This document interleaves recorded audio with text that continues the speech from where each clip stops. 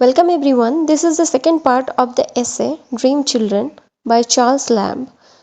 अब तक हमने देखा कि कैसे एलिया अपने बारे में बता रहे थे, अपने हॉलीडेज़ के बारे में, कैसे वो अपने हॉलीडेज़ मिसेस फील्ड के रेंटेड मैंशन में बिताते थे, उनको वहाँ क्या क्या करना पसंद था एंड वो गार्डन में कितना समय बिताते थे एंड फल तोड़ के खाने से ज़्यादा उनका फेवरेट एक्टिविटी था पेड़ों के बीच से टहलना एंड मछली का हलचल देखना. Now let's begin the remaining text. Here John slyly deposited back upon the plate of a bunch of grapes, which, not unobserved by Alice, he had meditated dividing with her, and both seemed willing to relinquish them for the present as irrelevant. यहाँ John क्या करता है, बहुत ही कपट पूर्ण तरीके से छल करके बड़ी चतुरता से वहाँ एक प्लेट में ग्रेप्स रखा हुआ था, वो ग्रेप्स को उठा लेता है और खाने लगता है. Which not unobserved by Alice, जो एलिस के नज़र में भी आता है. He had meditated dividing with her, जब जॉन देखता है कि एलिस को पता चल चुका है कि ग्रेप्स वो खा रहा है, वो एलिस के साथ वो ग्रेप्स डिवाइड कर लेता है. And both seemed willing to relinquish them for the present as irrelevant, और उन दोनों डिसाइड करते हैं कि पहले इस ग्रेप्स को मज़े से खाया जाए, रिलिंक्विश यानी कि बड़े ही चाव से खाना, बाद में ये सारा कुछ जो चल रहा है ये सुना जाएगा. ये जो प्रेजेंट में जो ये पापा कहानी सुना रहे हैं ये बड़ा ही इररिलेवेंट है, इसका कोई मतलब ही नहीं है, पहले खाने में कंसंट्रेट करते हैं. तो दोनों ने ये सोचा. Then in somewhat a more heightened tone I told how, though their great grandmother Field loved all her grandchildren, और उसके बाद थोड़ा सा आवाज़ ऊंचा करके हाइटेंड टोन में मैं बोलने लगा कैसे उन लोगों के परदादी फील्ड लव्ड ऑल हर ग्रैंड चिल्ड्रन, कैसे वो अपने सारे ग्रैंड चिल्ड्रन को प्यार करते थे. Yet in an special manner she might be said to love their uncle John L, और उनमें से भी वो सबसे ज़्यादा प्यार करते थे अंकल जॉन एल को. तो यहाँ जो जॉन एल का रेफरेंस है ये चार्ल्स लैम्ब के एक दूर के ब्रदर थे, स्ट्रेंग्ड ब्रदर, जिनका नाम था जॉन लैम्ब. तो यहाँ उनके कैरेक्टर को पोर्ट्रे किया गया है. This is an autobiographical element. तो ये जो ड्रीम चिल्ड्रन है एलिस एंड जॉन, इनके जो परदादी या फिर पर नानी थे उनको सबसे पसंद कौन था? Uncle John L, because he was so handsome and spirited a youth, because वो बहुत ज़्यादा सुंदर दिखते थे, हैंडसम थे एंड स्पिरिटेड अ यूथ, और बहुत ही यूथफुल थे. उनका जो पर्सनालिटी था वो बिल्कुल अलग था. And a king to the rest of us, और वो हम सब में से राजा थे, यानी कि उनका पर्सनालिटी एक अलग ही किस्म का था, और इसीलिए अंकल जॉन एल को उनके ग्रैंडमदर फील्ड बहुत पसंद करते थे. And instead of mopping about in solitary corners like some of us, he would mount the most mettlesome horse he could get. हमारे जैसा किसी भी एक सुनसान कॉर्नर में वो नहीं पड़ा रहता था. वो क्या करता था? He would mount the most mettlesome horse. वो क्या करता था? जो घोड़ा उसको दिखता था थोड़ा सा एनर्जेटिक है, स्पिरिटेड है, वो उसके ऊपर चढ़ जाता था. When but an imp no bigger than themselves, जबकि वो हम लोगों के जैसा ही एकदम छोटा सा बंदर के जैसा ही छोटा मोटा कद काठी का बच्चा था, उस टाइम पे भी वो क्या करता था? हॉर्स के ऊपर चढ़ जाता था, और ऐसा हॉर्स जो थोड़ा सा एनर्जेटिक है एंड स्पिरिटेड है, जो उसको बहुत अच्छे से पछाड़ सकते हैं, ऐसा हॉर्स के ऊपर वो चढ़ जाता था. And make it carry him half over the country in a morning, और उसको लेके वो सुबह सुबह कंट्री साइड में यानी कि जो रास्ता है वहाँ निकल जाता था. And join the hunters when there were any out, और वो क्या करता था? हंटर्स, शिकारी जो होते थे उस टाइम के, उनको ज्वाइन कर लेते थे. अगर उसको दिख जाता था कि कोई शिकारी है रास्ते पे जा रहे हैं तो वो बिल्कुल उनके साथ जुड़ जाता था. And yet he loved the old great house and gardens too, and इसके साथ साथ उसको भी ये बड़ा सा घर और गार्डन पसंद था, but had too much spirit to be always pent up within their boundaries. लेकिन ये जो जॉन लैम्ब है इनके अंदर इतना स्पिरिट था, इतना जज्बा था, वो कभी भी अपने आप को बाउंड्रीज के अंदर बंद नहीं कर सकते थे. वो हमेशा कहीं ना कहीं निकल जाते थे. पेंटअप करना यानी कि खुद को बंद कर लेना, तो बाउंड्रीज यानी कि दीवार के अंदर वो कभी नहीं रुकते थे, इधर उधर वो घूमते रहते थे.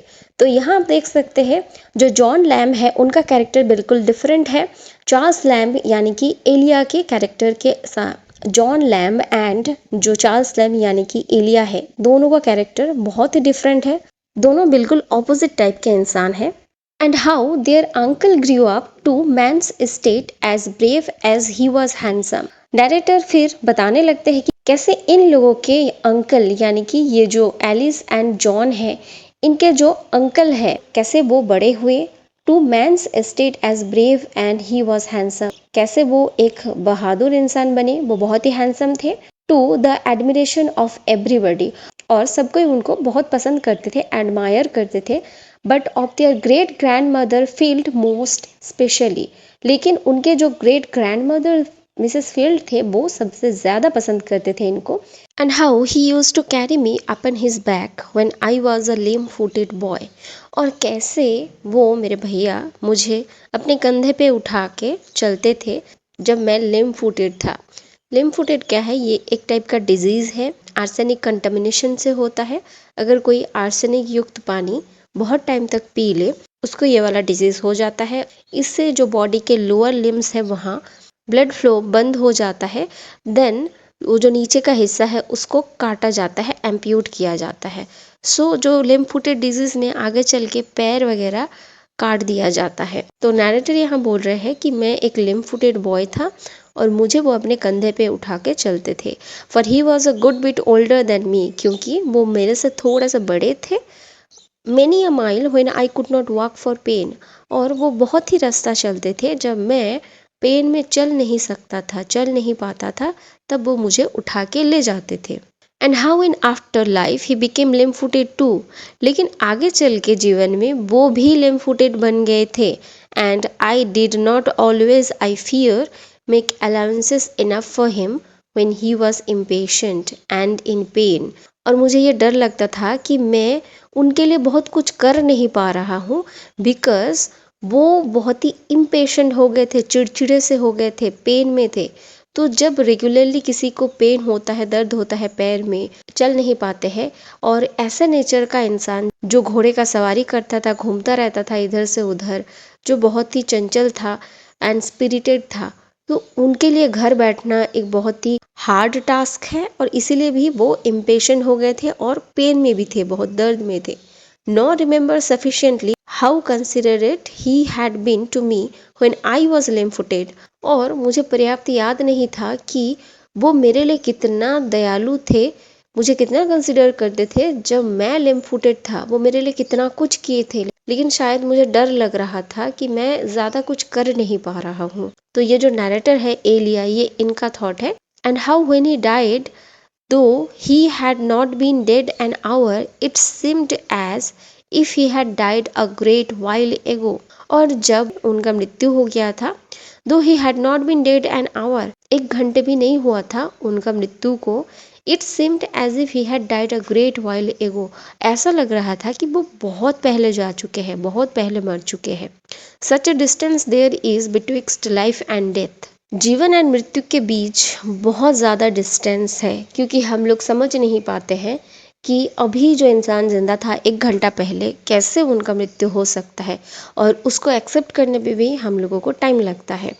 And how I bore his death as I thought pretty well at first, it haunted and haunted me. And कैसे आई थॉट, मुझे ये लग रहा था कि भैया का जो मृत्यु है मैं बहुत अच्छे से सह लूँगा। प्रिटी वेल एट फर्स्ट, पहले पहले तो लगा था कि बहुत अच्छे से इसको हैंडल कर लूँगा जो डेथ हुआ है भैया का, बट आफ्टरवर्ड, लेकिन बाद में इट हॉन्टेड एंड हॉन्टेड मी, बाद में ये थॉट कि भैया मर चुके हैं मुझे बहुत ही परेशान करने लगा। And though I did not cry or take it to heart as some do, और यद्यपि मैं रोता तो नहीं था और बहुत ज़्यादा दिल पे भी नहीं लिया था, जो कि कुछ करते हैं, मृत्यु को बहुत ज़्यादा दिल पे ले लेते हैं, मैं वैसा भी नहीं कर रहा था और रो भी नहीं रहा था।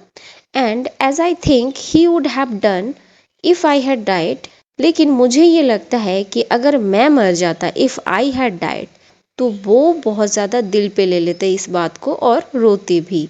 ये time missed him all day long, लेकिन उनको मैं बहुत ज़्यादा पूरा दिन भर मिस करता था। And knew not till then how much I had loved him, और जब तक वो पास में थे तब तक तो मुझे नहीं पता था कि मैं उनसे कितना प्यार करता हूँ, लेकिन अब जब वो नहीं है, अभी मुझे पता चल रहा है कि how much I loved him, कितना मैं उनसे प्यार करता था। तो इस पोर्शन में जो नैरेटर है अपने भैया की डेथ के बारे में बताते हैं, उनके फीलिंग्स के बारे में बताते हैं। I missed his kindness, I missed his crossness. मैं उनके दयालुपन को बहुत मिस करता हूँ, वो बहुत ज़्यादा दयालु थे। And I missed his crossness, मैं उनके जो शॉर्ट टेम्पर्डनेस है उसको भी मिस करता हूँ। वो बहुत ज़्यादा शॉर्ट टेम्पर्ड थे, छोटे छोटे चीज़ों में गुस्सा हो जाते थे, एंड उनका स्पिरिट अलग ही था, तो मैं उसको भी मिस करता हूँ। And wished him to be alive again, और विश करता था कि वो फिर से ज़िंदा हो जाए। To be quarrelling with him, क्योंकि मुझे उनके साथ झगड़ना था। For we are quarrelled sometimes, क्योंकि हम लोग कभी कभी झगड़ते भी थे।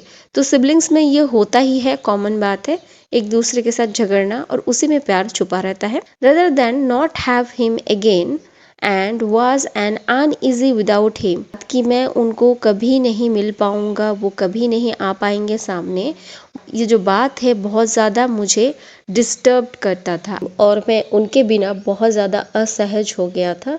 सो he was very important to me, as he their poor uncle must have been when the doctor took off his limb. And वो तुम्हारे बेचारे अंकल, यहाँ पुअर का अर्थ है बेचारे, बिकॉज वो जो है दर्द में था, उनके पैर को काट दिया गया था। Must have been when the doctor took off his limb, बेचारे क्यों थे? बिकॉज वही वो फील कर रहे थे होंगे जब डॉक्टर उनका लिम्ब काट लिए थे, उनका जो पैर है नीचे का उसको काट दिए थे, एम्प्यूट कर दिए थे। तो डेफिनेटली वो बहुत ही दर्द में थे, एंड इसलिए यहाँ उनको पुअर अंकल बोला गया है। Here the children fell a crying, तो यहाँ बच्चे लोग रोने लग जाते हैं ये सब सुन के। And asked if their little mourning which they had on was not for Uncle John. And वो लोग पूछने लगे कि हम लोग जो ये रो रहे हैं, मोर्न करना मतलब रोना या फिर शोक मनाना, तो ये क्या अंकल जॉन के लिए नहीं है? ऐसा वो बच्चे पूछते हैं। And then looked up and prayed me not to go on about their uncle, और वो लोग ऊपर देखते हैं एंड मुझे रिक्वेस्ट करते हैं कि प्लीज़ अंकल जॉन के बारे में मत बताइए, हम लोग को बहुत दुख हो रहा है, उनके बारे में मत बताइए। लेकिन वो बच्चे बोलते हैं कि आप हम लोगों को कुछ स्टोरी सुनाइए, हम लोगों के जो प्रीटी सुंदर मम्मी जो मर गई हैं उनके बारे में कुछ स्टोरी हम लोगों को आप सुनाइए। Then I told them how for 7 long years in hope sometimes in despair, yet persisting ever, I quoted the fair Alice Winterton. So the full name is Winterton. उसके बाद मैं उन लोगों को बताता हूँ कैसे 7 साल तक, लंबा एक पीरियड तक, तो 7 years याद रखना, ये क्वेश्चन में आ सकता है। In hope sometimes in despair, कभी कभी मैं बहुत आशावादी था, कभी कभी निराशा भी था। येट परसिस्टिंग एवर, लेकिन मैं कंटिन्यूअसली, कैसे मैं डटा रहा। And I quoted the fair Alice Winterton, और मैं तुम्हारे मम्मी को मना लिया। कोट करना मतलब मनाना पटाना। एलिस विंटरटन ये एक फिक्शनल नाम है, और ये असली में एन सिमोन्स है। स्टार्टिंग में मैं इनके बारे में जिक्र किया था। एलिस विंटरटन यानी कि एन सिमोन्स को रियल लाइफ में चार्ल्स लैम्ब प्रपोज किए थे, लेकिन वो किसी और से शादी कर लेते हैं। एंड वही जो ऑटोबायोग्राफिकल एलिमेंट है यहाँ पोर्ट्रे किया गया है चार्ल्स लैम्ब के द्वारा। तो आगे चल के देखेंगे। And as much as children could understand I explained to them what coyness and difficulty and denial meant in maidens. और बच्चे को जितना हो सके, जितना बच्चा समझ सके, उतना ही मैं उन लोगों को एक्सप्लेन किया कि कॉइनेस क्या होता है, कितना शाइनेस होता है एक मेडन में, एंड कितना डिफ़िकल्टी होता है उसको परस्यू करना, उसको मनाना, कोट करना, एंड डिनायल, और वो बहुत बार रिजेक्ट भी कर देती है। तो कॉइनेस यानी कि लड़कियां जो है बहुत सारे शाई होते हैं, उनको मनाने में बहुत डिफ़िकल्टी आता है, एंड कभी कभी डिनायल भी मिलता है, जो कि मिला था रियल लाइफ में चार्ल्स लैम्ब को। तो वहाँ से इनके जो कल्पना की जगत है वो विस्तृत होता है, और वो सोचने लगता है कि शायद एन सिमोन्स के साथ मेरा शादी हो गया है, मेरे 2 बच्चे भी हैं, etcetera etcetera. When suddenly turning to Alice, एक चीज़ आप नोटिस किए होंगे कि यहाँ 4 कैरेक्टर का जिक्र है, चारों का नेम सिमिलर है। जैसे एलिस का नाम और वो बच्ची का नाम सेम है, और जॉन यानी कि एलिया के जो ब्रदर है उनका नाम, और यहाँ जो एक लड़का था, बच्चा था, अगेन उसका नाम सेम है। तो कहीं ना कहीं यहाँ चार्ल्स लैम्ब का जो दूर का रिश्ता है, ब्रदर जो है जिनका जिक्र यहाँ हुआ है, एंड उनका जो लेडी लव था, दोनों को कॉपी करके वो दो कैरेक्टर ड्रीम चिल्ड्रन बना देते हैं और उनके साथ बातें करने लग जाते हैं। तो मेरे हिसाब से ये जो दोनों ड्रीम चिल्ड्रन है ये और कोई नहीं है, बल्कि ये जो दो कैरेक्टर है इन्हीं का एक छोटा सा प्रतिलिपि है या फिर छोटा सा संस्करण है, हम लोग बोल सकते हैं। When suddenly turning to Alice, the soul of the first Alice looked out at her eyes with such a reality of representment that I became in doubt which of them stood there before me or whose that bright hair was. तो यहाँ अचानक से scene change होता है। Suddenly अचानक से क्या होता है, टर्निंग टू एलिस, वो एलिस की तरफ देखते हैं। Elia, the soul of the first Alice looked out at her eyes with such a reality. वहाँ जो पहले वाले एलिस थे वो ऐसे देख रहे थे with such a reality of representment, और ऐसा रिप्रेजेंटमेंट हुआ था that I became in doubt which of them stood there before me. और मुझे डाउट हो रहा था कि कौन सा वाले एलिस मेरे सामने है। तो जैसे कि मैंने आपको बताया, एलिस विंटरटन यानी कि इनके जो बिलेवेड है उन्हीं का छोटा सा एक वर्जन मिनिएचर एलिया जो है कल्पना कर रहे थे। So that is why he is saying that मैं जो है डाउट में आ गया हूँ, इन दोनों में से असली एलिस कौन है, बिकॉज दोनों एग्जैक्टली सेम दिख रहे थे, सिमिलर थे इन लुकिंग। और whose that bright hair was, और ये जो सुनहरा बाल है, ये जो इतना चमकीला बाल है, ये एक्चुअली है किसका, पहले वाले एलिस का यानी कि मेरे वाइफ का जो मर चुकी है, या फिर मेरे बच्ची का। And while I stood gazing, both the children gradually grew fainter to my view.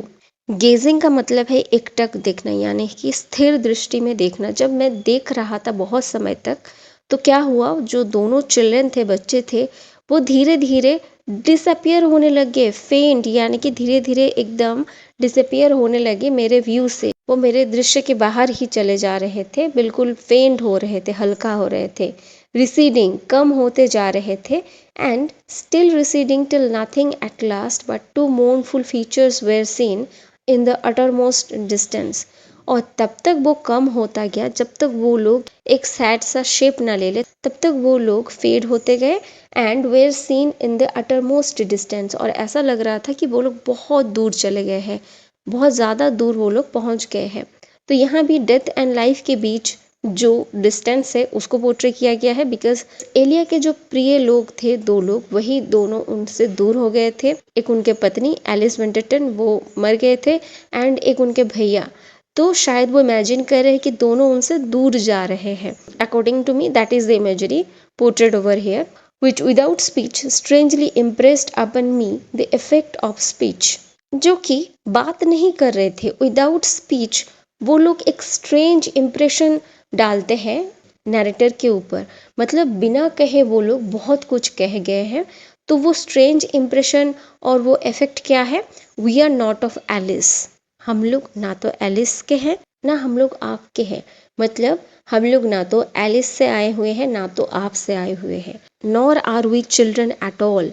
और हम लोग बच्चे तो बिल्कुल नहीं है, जो आप सोच रहे हैं हम लोग वो है ही नहीं, हम लोग अब दोनों का बच्चे है ही नहीं। The children of Alice call Bartrum father. तो यहाँ ये लोग क्या रिवील करते हैं कि जो एलिस के बच्चे हैं, एलिस यानी कि एन सिमॉन्स, उनका शादी किसी और से हो गया था।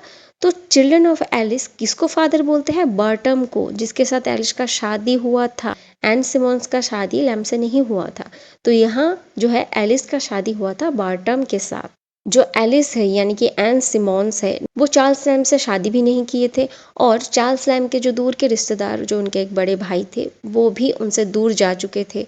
तो ये जो दोनों का गम है, यही यहाँ पोर्ट्रे हो रहा है अटरमोस्ट डिस्टेंस के तौर पे, कि जीवन और मृत्यु के बीच जो एक फासला है वो भी यहाँ दिखाया जा रहा है। We are nothing less than nothing and dreams, हम लोग कुछ नहीं है, कुछ नहीं से भी कम है। वी आर ड्रीम्स, हम लोग सपने हैं। We are nothing other than dreams. We are only what might have been and must wait upon the tedious shores of Lethe, millions of ages before we have existence and a name. Further वो बोलते हैं, we are only what might have been, हम लोग वही चीज़ है जो हो सकते थे, जो हुआ नहीं है। अगर इलिया के साथ एलिस का शादी होता तब हम लोग हो सकते थे, we might have been the possibilities, but must wait upon the tedious source of Lethe. लेकिन हम लोगों को वेट करना है। कहाँ वेट करना है? Shores of Lethe. Lethe is the river of forgetfulness. Greek mythology में लीथे का बहुत इंपॉर्टेंस है। वहाँ बताया जाता है कि जब ह्यूमन अपना शरीर त्याग करके स्वर्ग जाते हैं तो उस रास्ते में लीथे नाम की एक रिवर पड़ता है। तो जब जिसका नंबर आता है वो रिवर में डिप करते हैं, डुबकी लगाते हैं, आगे निकल जाते हैं। तो डुबकी लगाने से होता क्या है, वो अपने पीछे के जितने सारे यादें हैं, रिश्ते हैं, सब भूल जाते हैं एंड अपना लाइफ नए सिरे से शुरू करने के लिए बिल्कुल रेडी हो जाते हैं। तो वो सोल्स क्या बोल रहे हैं कि we must wait upon the tedious source of Lethe. तो हम लोगों को ये जो कठिन तट है, कठिन क्यों है? बिकॉज वेट बहुत साल तक करना पड़ सकता है जब तक ना नंबर आए। तो इतना टाइम तक वेट करना ये अपने आप में ही एक टीडियस यानी कि कठिन काम है। तो मिलियंस ऑफ एजेस हम लोगों को रुकना पड़ सकता है बिफोर वी हैव एग्जिस्टेंस। जब तक हम लोगों के एग्जिस्टेंस, हम लोगों का नंबर ना आए, एग्जिस्टेंस यानी कि जन्म के नंबर ना आए, एंड अ नेम, जब तक हम लोगों को एक नाम ना मिले। And immediately awaking I found my self quietly seated in my bachelor arm chair. और अचानक से मेरा नींद खुलता है, मैं जग जाता हूँ। I found my self quietly seated. मैं देखता हूँ कि मैं एकदम चुपचाप बैठा हुआ हूँ मेरे बैचलर आर्म चेयर में। तो बैचलर आर्म चेयर यहाँ से पता चलता है कि एलिया जो है वो शादीशुदा नहीं थे, वो बैचलर थे और वो अपने आर्म चेयर में सो गए थे और नींद में वो ये सारा कुछ देख रहे थे। Where I had fallen asleep, मैं सो गया था। With the faithful Bridget unchanged by my side. तो मैं क्या देखता हूँ कि फेथफुल यानी कि भरोसेमंद ब्रिगेड जो है वो मेरे साइड में ही है। तो यहाँ ब्रिजिट कौन है? ब्रिजिट एक्चुअली मैरी लैम्ब है, चार्ल्स का बहन है ब्रिजिट, जो कि एक टाइम के बाद लुनैटिक हो गए थे, पागल हो गए थे बिल्कुल, और वो अपने मम्मी का खून भी कर चुके थे स्टैबिंग करके। तो आप समझ सकते हैं। एंड चार्ल्स लैम्ब अपने बहन के साथ ही रहते थे क्योंकि उनका टेक केयर करने वाला कोई था नहीं, और शायद मेरी लैम्ब के वजह से ही वो शादी भी नहीं किए कभी भी, क्योंकि उनको अपने बहन का देखभाल करना था। तो यहाँ मेरी लैम्ब को ब्रिगेड बोला गया है। बट जॉन एल और James Elia was gone for ever. लेकिन यहाँ जो जॉन लैम्ब है यानी कि वो अपने भैया के बारे में बताते हैं, मेरे जो भैया जॉन लैम्ब थे, और जिसको ये जेम्स एलिया भी बोलते हैं क्योंकि यहाँ नैरेटर के नाम एलिया है, तो वो अपने भाई को जेम्स एलिया बताते हैं यहाँ। He was gone for ever, वो भी जा चुके थे हमेशा हमेशा के लिए। तो यहाँ जॉन एल किसके रूप में आए थे? वो जो छोटा बच्चा था उसके रूप में आए थे। एंड एन सिमोन्स एलिस के रूप में, छोटी सी बच्ची के रूप में यहाँ उनके सपने में आए थे। तो I hope everything is clear to you. कोई भी डाउट्स है, कोई भी क्वेरी एंड सजेशंस भी अगर है, you can comment down below. आप नीचे कमेंट करके बता सकते हैं अगर कुछ सुधार भी करना हो तो। ऐसे है टेक्स्ट का लाइन बाय लाइन एक्सप्लेनेशन है, इसकी वजह से वीडियो थोड़ा सा लंबा है। Thanks for watching the video and follow for more such videos.